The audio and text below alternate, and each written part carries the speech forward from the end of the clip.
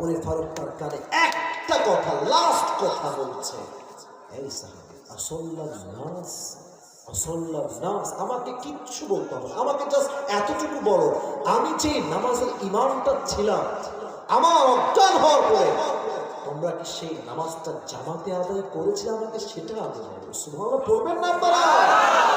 একটা মানুষের নাড়ি ভুঁড়ি বের হয়ে আছে, and definitely and damn sure he know that he will die very soon, and last question he is asking about salat. একটা মানুষের নাড়ি ভুঁড়ি সব শেষ, রক্তে রক্তাক্ত জমিন, সে তার জীবনের শেষ কথা বলছে, নামাজ কি তোমরা পড়েছো? সে কে? যে দুনিয়াতে জান্নাতের টিকিট পেয়েছে। যুবক ভাইয়ের আজ থেকে নিয়ত করেন যে হুজুর যা হয়েছে, what ever happened, it was just my past, আমার জীবনে যা ঘটেছে সব অতীত ছিল, আজ থেকে নতুন